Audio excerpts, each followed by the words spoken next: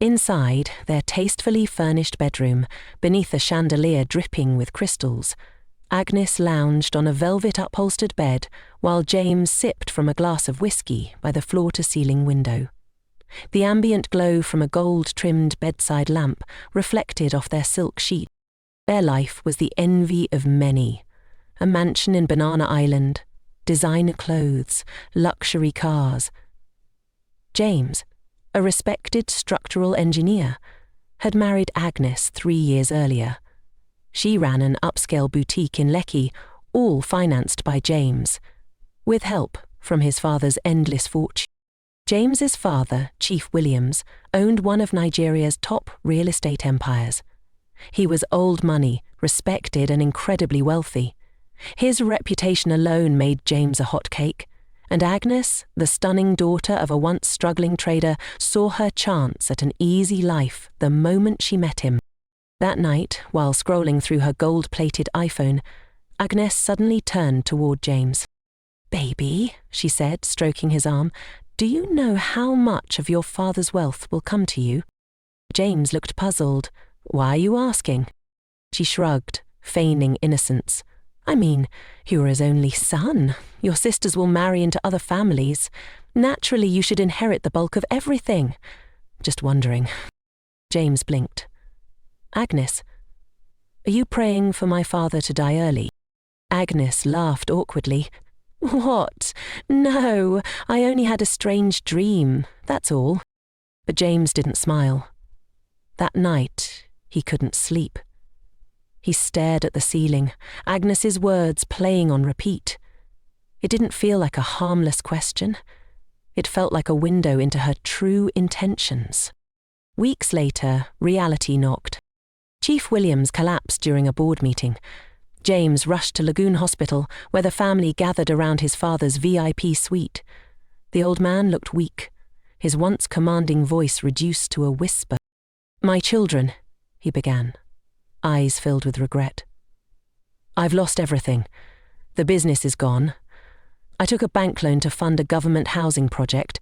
It was cancelled. I kept it from you all, hoping to fix things, but it broke me instead."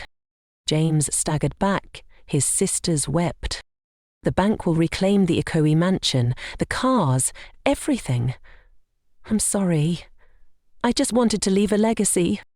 And just like that, he passed away. Without wealth, without a will, without warning.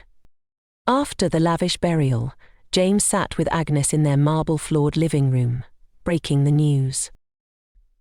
"He lost it all, babe. We have nothing left.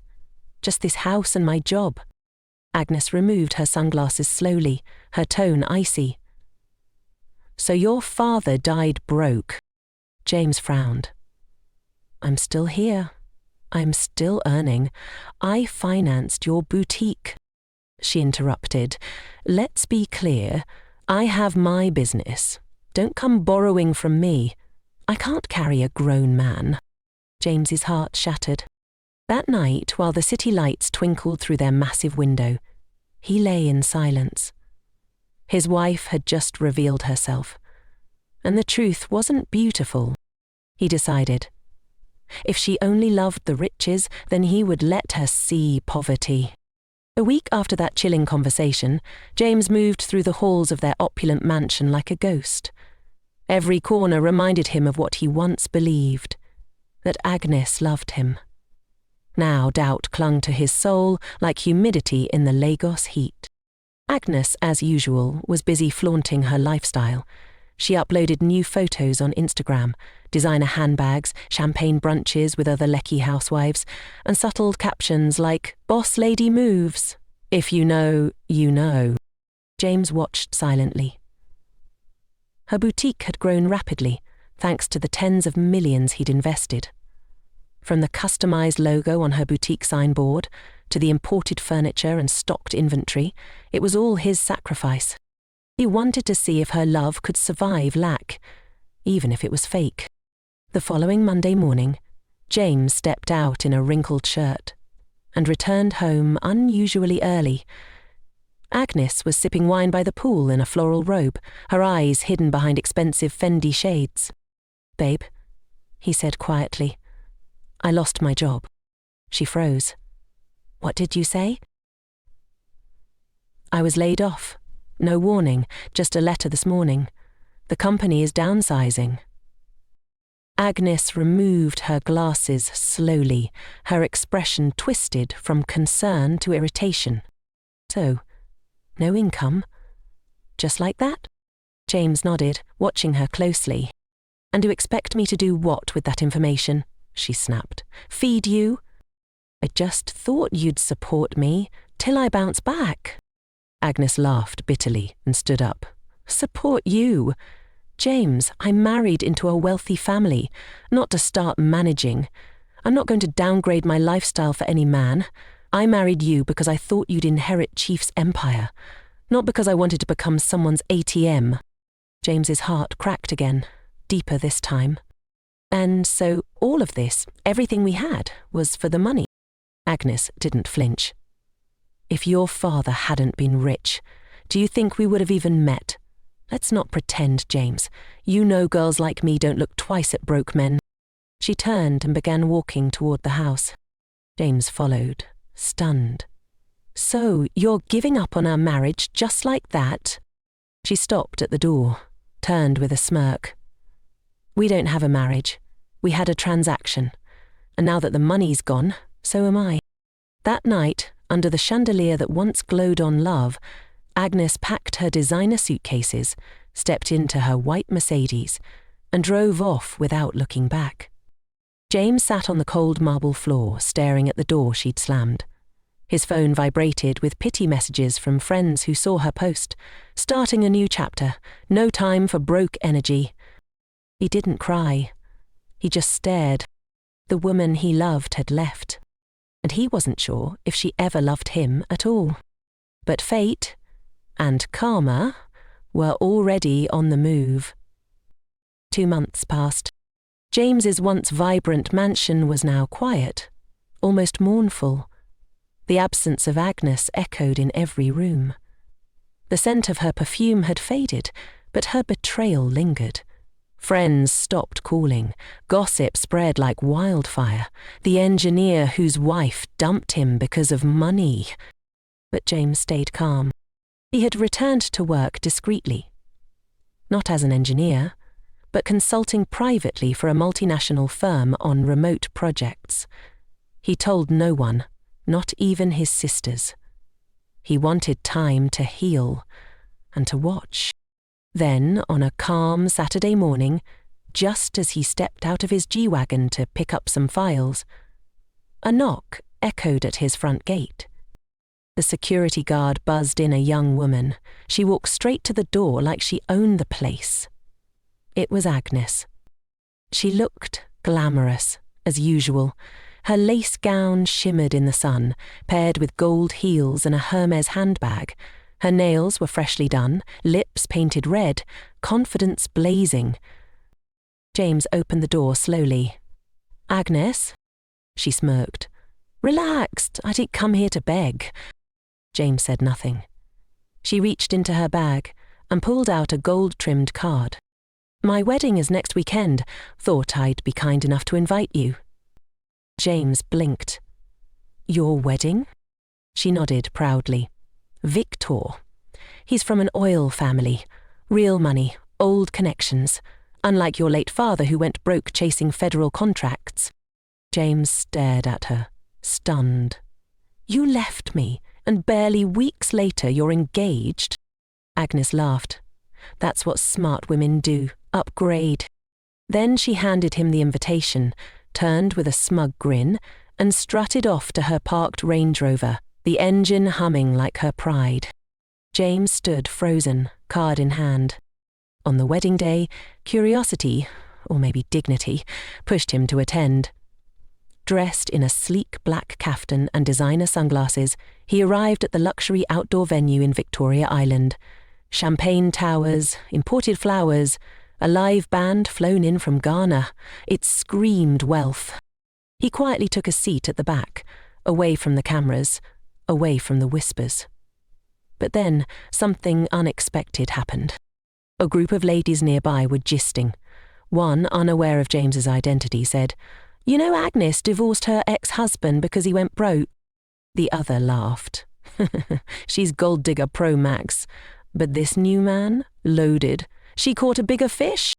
James closed his eyes and sighed. Just then, an older man in a regal white agbada approached. He'd been watching James from afar. "Excuse me," the man said, smiling. "Are you James Williams?" "Yes," James replied cautiously. The man beamed. "You look just like your father. He changed my life, sent me abroad to study construction when I was nothing. I owe him everything." James was stunned. "You knew my dad?" "Knew him?" the man chuckled. "He made me, and now it's my turn to give back." He paused, then added, "I owe him money. A debt I've been saving for years, and since he's gone, it belongs to you." James stood beside the older man, stunned into silence. The wedding continued in the background, drums, laughter, dancing, but James's mind had left the party. "You said you owe my father?" James asked, his voice low. The man, now looking serious, nodded. "Yes. Chief Williams changed the course of my life. When I had nothing, he saw my potential and paid for me to study architecture in the US. I'd promised him that when I made it, I'd return everything." James's chest tightened. The man smiled again. "My name is Chief Okonkwo. I own Empire Towers Group now. We build estates in Abuja, Port Harcourt, and Ghana. Your father laid the first brick of my success. I've waited years to repay this debt, and now you're here." James managed a smile. "Thank you, sir. I don't even know what to say." Chief Okonkwo leaned in and handed James a card. "There's a private account. The money has been growing interest over the years. I'll transfer it to you after this event. And listen, I'd like to partner with you. I know your father trained you well." At that moment, a thought flashed across James's mind. "Are you the father of the groom?" Chief Okonkwo smiled faintly. "Yes, Victor is my son." James's heart dropped. The man tilted his head. "And you are a friend of the bride?" James took a breath. "No, sir, I'm the ex-husband of the bride." Silence. For a moment, it felt like even the music had stopped. Chief Okonkwo blinked. "Ex-husband?" James nodded. "Yes. Agnes left me the moment my father died and we lost the company. She said she only married me for the money. I thought she loved me, but she just wanted an inheritance." The older man's eyes narrowed. Without a word, he turned around and signaled for his son and wife. Minutes later, the four of them stood in a private room at the venue. "Agnes," Chief Okonkwo said calmly, "do you know this man?" Agnes froze. "Yes, that's James, my ex." "Ex or ex-husband?" he pressed. Agnes hesitated. "Ex-husband." Victor stepped back, shocked. "Wait, you were married before?" Agnes grabbed his hand. "I didn't tell you because it wasn't important." Victor pulled away. "You lied to me." Chief Okonkwo's face darkened. "You married and dumped this man because his father's fortune disappeared, only to chase after my son for the same reason?" Agnes's face twisted. "It's not like that." The chief raised his hand. "I will not have a woman like you in my family. Victor, cancel this wedding immediately." Victor didn't hesitate. "I agree." Minutes later, the announcement was made. "Ladies and gentlemen, due to personal reasons, the wedding has been cancelled." Gasps filled the venue. Agnes stood frozen, humiliated. She tried to speak, to explain, but no one listened. Her dream wedding collapsed around her, and James walked away, dignity intact. By the time the guests started leaving, Agnes sat alone under the golden arch where vows were supposed to be made, tears ruining her makeup. Her plan had failed. Karma had arrived in a luxury car, and it looked a lot like James. Weeks passed. The cancelled wedding became the talk of Lagos high society. Blogs, gossip groups and Instagram blogs all told the same story. Agnes dumped her ex-husband for wealth and lost everything at the altar. The boutique she once flaunted began to lose customers. Her staff left one by one, unpaid. Suppliers demanded money. Victor's father had influence, and no one in the upscale business circle wanted to associate with a woman publicly humiliated by the Okonkwo family. Agnes sat inside her now half-empty boutique, hair undone, makeup smudged from tears. The bright, polished luxury space she once bragged about now felt like a hollow box. She hadn't seen James since the day of the cancelled wedding. Meanwhile, James's life took a different turn. Chief Okonkwo transferred a staggering N$120 million into James's account, honouring the debt and years of interest. But more than that, he gave James a position as Director of Engineering Partnerships in his firm. Within weeks, James was back in power. Only this time wiser, stronger, and with deeper connections. He bought a new duplex in a private estate and launched a tech-driven construction consultancy, JW Development. His name once again rang across the city, not because of his father's wealth, but because of his own rise from betrayal to breakthrough. Then, one bright afternoon, James was driving his sleek white Range Rover through Ikoyi when something caught his eye. At a roadside stall, under the scorching sun, a slim woman stood selling bread and soft drinks. He slowed down. It was Agnes. Her once flawless skin was now dull from stress. She wore a faded wrapper and a plain top. Her hair, once proudly Brazilian, was wrapped in a scarf. She noticed the Range Rover and turned quickly, but it was too late. James had already parked. He stepped out slowly, dressed in a sharp designer kaftan, his wristwatch glinting in the sun. People around began whispering. Agnes's eyes welled with tears as she looked up. "James," she whispered. James looked at her, calm. "No need to cover your face, Agnes. I know it's you." She fell to her knees. "I'm sorry. Please. Everything collapsed after that wedding. The shop is gone. Friends vanished. I was wrong. I was blinded by greed." James said nothing for a while. Then he pulled out a white envelope. "I'm getting married next month," he said quietly. "Here's the invitation." Agnes stared at the gold-lettered card, her hands trembling. "Please," she cried, "even if you can't forgive me, help me.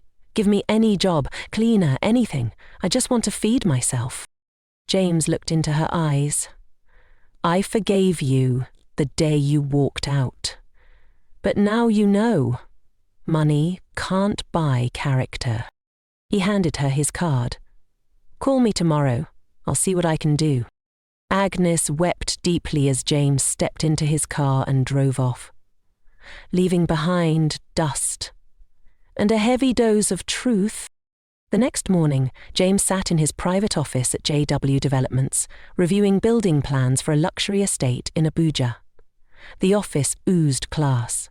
Floor-to-ceiling glass walls, polished marble floors, and subtle gold decor that reflected his new identity, a man refined by pain, not ruined by it. His intercom buzzed. "Sir, someone named Agnes is here to see you," his secretary said.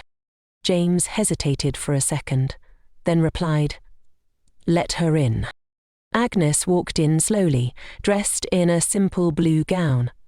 Modest, clean, but nothing like the high-end fashion she once wore.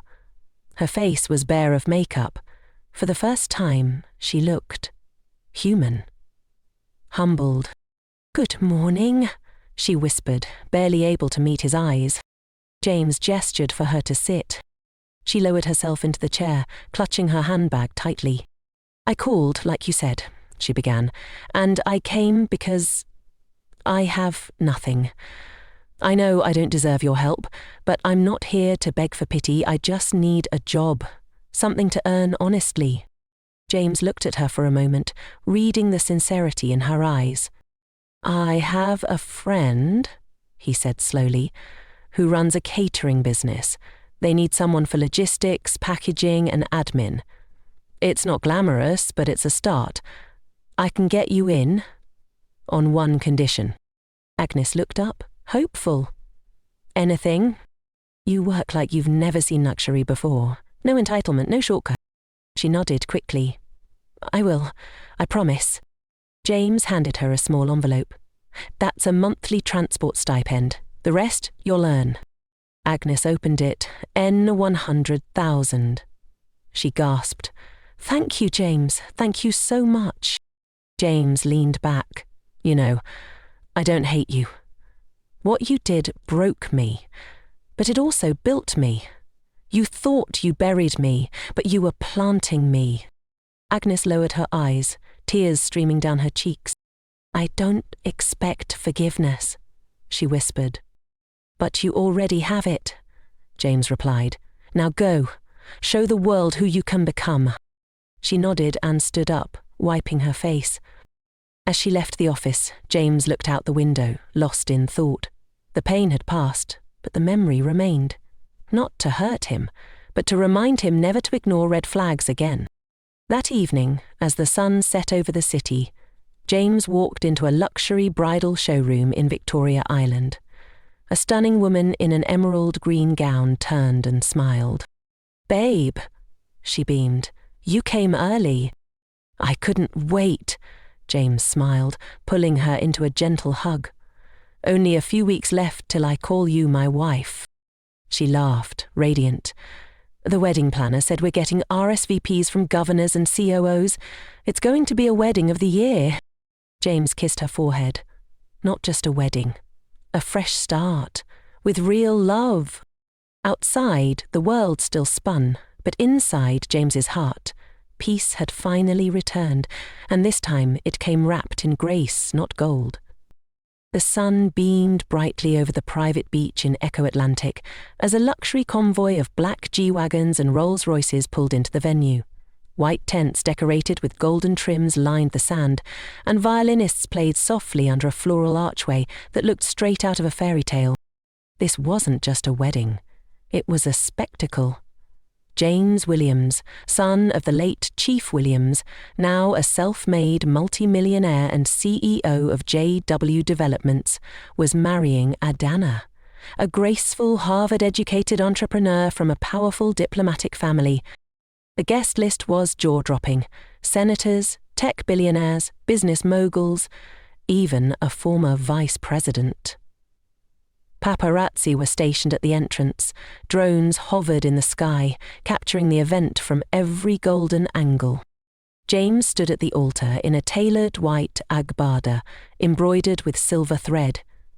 His face glowed with calm satisfaction. Every trial, every heartbreak had led him to this moment. As Adana walked down the aisle, the crowd stood, mesmerized. She was elegance and peace personified. James's heart swelled. This was real. No hidden motives, no questions about inheritance, just love. The officiant began. But elsewhere, a different scene unfolded. At the back of the venue, hidden among palm trees, Agnes stood barefoot in the sand, wearing a faded dress. Her once polished nails were chipped, her wig rough and poorly fixed. She had arrived quietly, not to disrupt, but to witness what she had lost, and what she would never regain. She watched in silence, her heart thudding painfully in her chest. Tears streamed down her face as James and Adana exchanged vows. I promise to love you, not for what you have, but for who you are, Adana said, voice steady. I vow to protect your peace, share your burdens, and cherish your presence. In wealth or in lack, James replied. The words pierced Agnes like arrows. When the officiant pronounced them husband and wife, the cheers were deafening.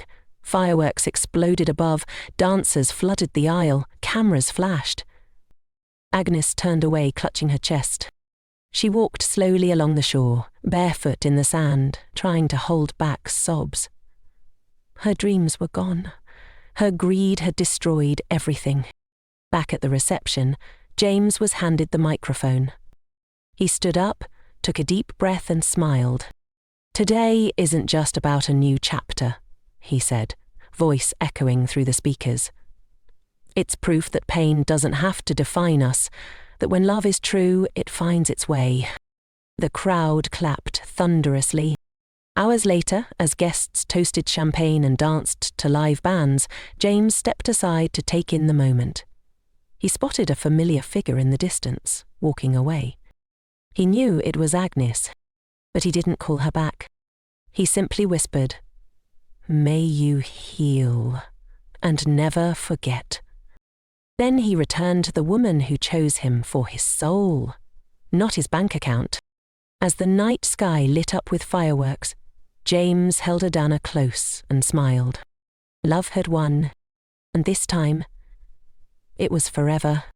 If you were James, would you have told the groom's father that you were Agnes's ex-husband and exposed her past? Or would you have stayed silent and walked away quietly? Let me know your answer in the comments. Thanks for watching. Don't forget to like, share and subscribe for more emotional stories.